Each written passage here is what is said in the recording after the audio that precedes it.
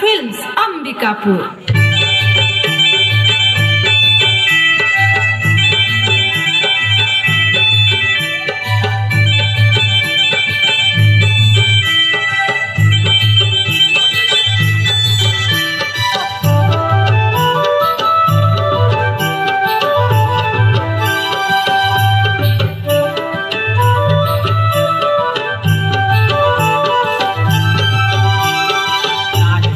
करामा के लाया गा एको बोतल दारू नहीं पियाया।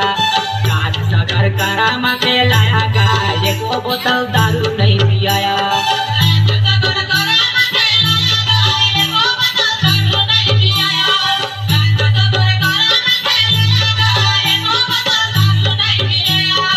एको बोतल दारू नहीं पियाया जी, एको बोतल दारू नहीं पियाया।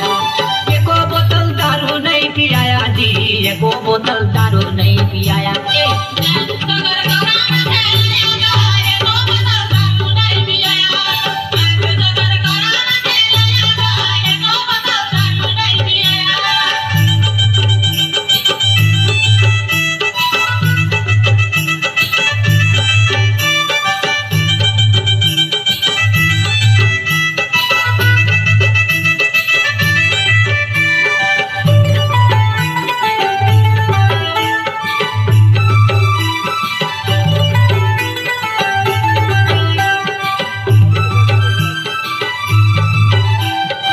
रांधाला दाल भात किंवा ठरकाया, रांधाला दाल भात किंवा ठरकाया।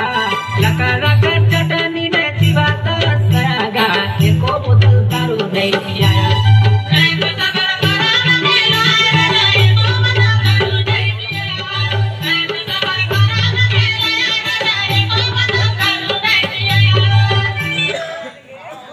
से